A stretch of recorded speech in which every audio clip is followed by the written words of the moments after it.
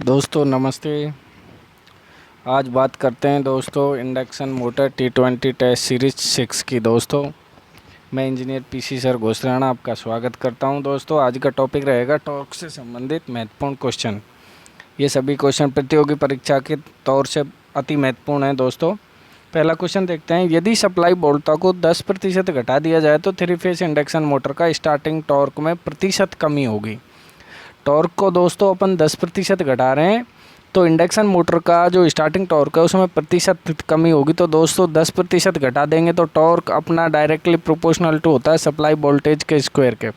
तो 10% घटाएंगे तो 90/100 इंटू 90/100 इंटू 100। तो दोस्तों अपन इसको सॉल्व करेंगे, मल्टीप्लाई बाई 100 और हो जाएंगे। तो इसको अपन जब सॉल्व करेंगे तो ये आएगा दोस्तों स्टार्टिंग टॉर्क में प्रतिशत कमी हो जाएगी 81%। और टॉर्क कितना रह जाएगा? 81% रह जाएगा।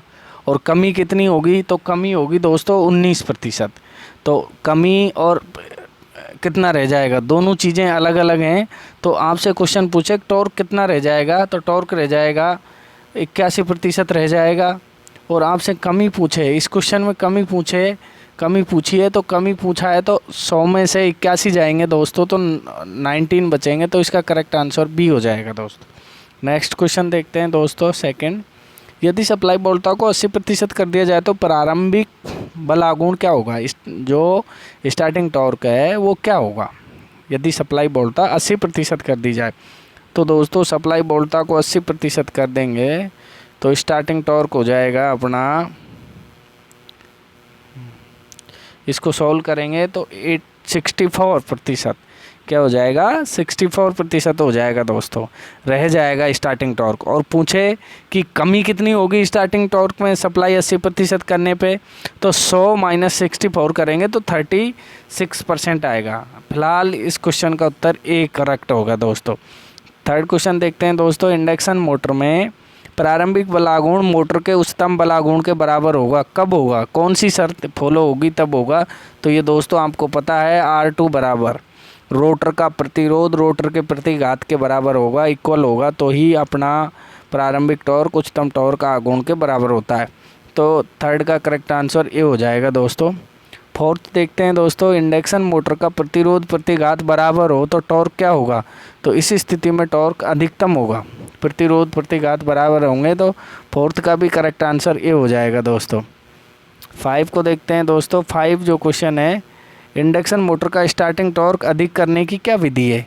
4 विधि दे रखी हैं दोस्तों। रोटर प्रतिघात, रोटर प्रतिरोध, स्टेटर प्रतिघात, स्टेटर प्रतिरोध। तो आपको जैसा कि पता है कि रोटर में एक्स्ट्रा प्रतिरोध इंजेक्ट करके अपन स्टार्टिंग टॉर्क बढ़ा सकते हैं। तो फिफ्थ का करेक्ट आंसर बी हो जाएगा दोस्तों। 6 क्वेश्चन देखते हैं दोस्तों।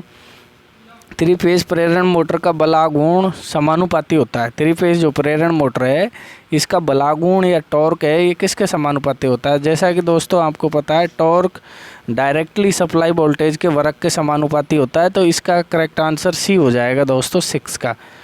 तो सप्लाई के वर्ग के समानुपाती होता है स्टार्टिंग टॉर्क दोस्तों मोटर का। 7वां क्वेश्चन देखते हैं दोस्तों। एक प्रेरण मोटर के रोटर का प्रतिरोध 0.2 में तथा स्लिप 5% हो तो मोटर द्वारा उच्चतम बलागुण की स्थिति में प्रतिघात का मान होगा दोस्तों। तो अपन देखते हैं कि रोटर प्रतिरोध बराबर होता है स्लिप गुणा रोटर प्रतिघात। तो इसमें अपन को स्लिप प्रतिशत दी गई है और अपन से प्रतिघात का मान पूछ रहा है दोस्तों। तो x2 बराबर R2 स्लिप कर देंगे दोस्तों। तो इसको अपन सोल्व करेंगे तो करेक्ट आंसर 4 ओम आ जाएगा। तो 7 का करेक्ट आंसर ए होगा दोस्तों। 8 क्वेश्चन की बात करें दोस्तों। अधिकतम टॉर्क की स्थिति में स्लिप होगी यदि R2 बराबर x2 हो। तो अधिकतम जब टॉर्क है और R2 बराबर x2 है तो उस स्थिति में स्लिप 1 होती है दोस्तों। अधिकतम टॉर्क की स्थिति में स्लिप 1 होती है स्टैंड स्टिल स्थिति में मैक्सिमम टॉर्क पर। तो इसका करेक्ट आंसर 8 का बी हो जाएगा दोस्तों। 9 की बात करें। जब प्रेरण मोटर शून्य से पूर्ण भार गति तक जाती है तो मोटर की स्लिप क्या होगी? मोटर जब शून्य से पूर्ण भार गति की जाती है तो मोटर की स्लिप हमेशा कम होती है। तो 9 का भी करेक्ट आंसर बी हो जाएगा दोस्तों। 10 क्वेश्चन को देखते हैं। इंडक्शन मोटर की सप्लाई आवृत्ति व सप्लाई वोल्टता दोनों को आधा करने पर स्लिप अधिक होगी, उच्चतम टॉर्क आधा हो जाएगा, उच्चतम टॉर्क अपरिवर्तित रहेगा, मोटर की गति आधी हो जाएगी। तो दोस्तों जो मैक्सिमम टॉर्क होता है सप्लाई आवृत्ति सप्लाई वोल्टता को आधा करने पर मैक्सिमम टॉर्क अपरिवर्तित रहेगा। जो मैक्सिमम टॉर्क है नो चेंज रहेगा, उस पर कोई प्रभाव नहीं पड़ेगा। तो इसका 10 का करेक्ट आंसर सी हो जाएगा दोस्तों। 11 की बात करें, उच्च प्रारंभिक बलागुण अर्थात मैक्सिमम स्टार्टिंग टॉर्क, तत्काल प्रारंभ, परिभ्रमण की दिशा परिवर्तन करने की सरल सुविधा आदि आवश्यकताओं को पूर्ण करने वाली मोटर कौन सी है दोस्तों? पिंजरा pole, squirrel cage, slip ring, DC shunt motor, synchronous motor. तो इन सभी आवश्यकताओं को पूरी करने वाली मोटर अपनी स्लिप रिंग मोटर होती है दोस्तों। तो इसका करेक्ट आंसर बी हो जाएगा दोस्तों। 12 की बात करें दोस्तों, 12 क्वेश्चन है, एक प्रेरण मोटर 3 फेज सप्लाई पर कार्य कर रही है। यदि अचानक उसका एक फेज का फ्यूज उड़ जाता है दोस्तों, तो मोटर पहले की भांति कार्य करती रहती है। जब रनिंग अवस्था में फ्यूज जलता है तो इस प्रकार के प्रचालन को हम क्या कहेंगे? मोटर का क्रॉलिंग कहेंगे, हंटिंग कहेंगे, सिंगल फिशिंग कहेंगे या फ्लोटिंग कहेंगे? तो दोस्तों आपको पता है क्रॉलिंग कहते हैं मोटर का NS/70 स्पीड पे चलना, हंटिंग कहते हैं मोटर का धड़धड़ाना, और फ्लोटिंग कहते हैं फ्लोट करना। तो दोस्तों इस स्थिति में जब एक फेज का फ्यूज उड़ जाएगा तो इसे अपन सिंगल फिशिंग कहेंगे। तो इसका करेक्ट आंसर सी हो जाएगा दोस्तों। नेक्स्ट क्वेश्चन देखते हैं 13। प्रेरण मोटर में उच्चतम टॉर्क विकसित करने की शर्त क्या है दोस्तों? उच्चतम टॉर्क कब विकसित होगा, इसकी क्या शर्त है? तो दोस्तों उच्चतम टॉर्क विकसित करने की शर्त अपनी स्लिप बराबर R2/X2। तो 13 का करेक्ट आंसर डी हो जाएगा दोस्तों। 14 को देखते हैं, निम्न में से किस मोटर की स्लिप कम है? तो दोस्तों स्लिप उस मोटर की कम होगी। एक्चुअली स्लिप क्या होती है दोस्तों? Synchronous speed minus rotor speed. Stator का जो घूर्णी चुंबकीय क्षेत्र है और रोटर की जो गति है, इन दोनों का अंतर स्लिप कहलाती है। तो जितने HP की ज़्यादा मोटर होगी उतनी ही उसकी स्लिप डाउन होगी दोस्तों।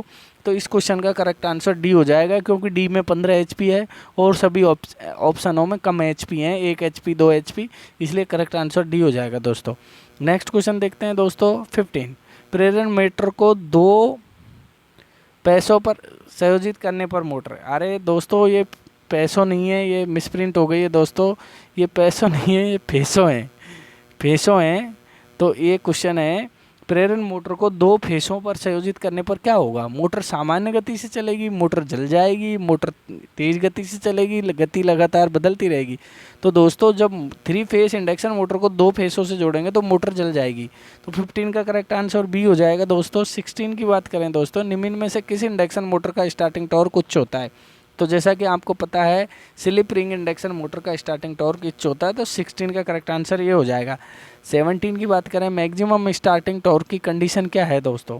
तो ये आप सबको पता है, मैक्सिमम स्टार्टिंग टॉर्क की कंडीशन होती है R=X। तो 17 का करेक्ट आंसर डी हो जाएगा दोस्तों। 18 की बात करें, इंडक्शन मोटर का टर्मिनल वोल्टेज घटाने पर करंट क्या होगा? तो दोस्तों जब टर्मिनल वोल्टेज घटाएंगे तो करंट भी घटता है। तो 18 का करेक्ट आंसर ए हो जाएगा।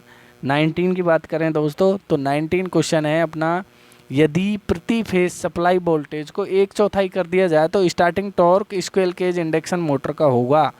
तो अपन प्रति फेज सप्लाई वोल्टेज को 1/4 कर रहे हैं, तो अपना स्टार्टिंग टॉर्क भी दोस्तों पुराना मान है, इनिशियल वैल्यू है, उसके 1/4 रह जाएगा।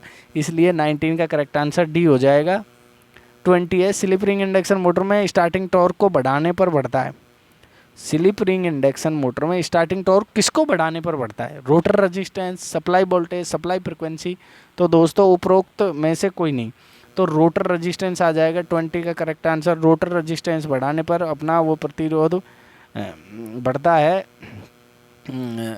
स्टार्टिंग टॉर्क को स्लिप रिंग इंडक्शन मोटर में स्टार्टिंग टॉर्क किसको बढ़ाने से बढ़ता है? तो रोटर रेजिस्टेंस बढ़ाने से बढ़ता है। 20 करेक्ट आंसर ये हो जाएगा दोस्तों। और यदि ये वीडियो आपको अच्छी लगे तो अपने दोस्तों को शेयर करें, उनसे लाइक करवाएं, उनसे सब्सक्राइब कराएं पीसी इलेक्ट्रिकल चैनल को, जिससे मेरा मनोबल बना रहे। मैं आपको इसी तरह निःशुल्क राजस्थान विद्युत विभाग की तैयारी या और भी UP PCL वगैरह की तैयारी करवाता रहूं। धन्यवाद दोस्तों।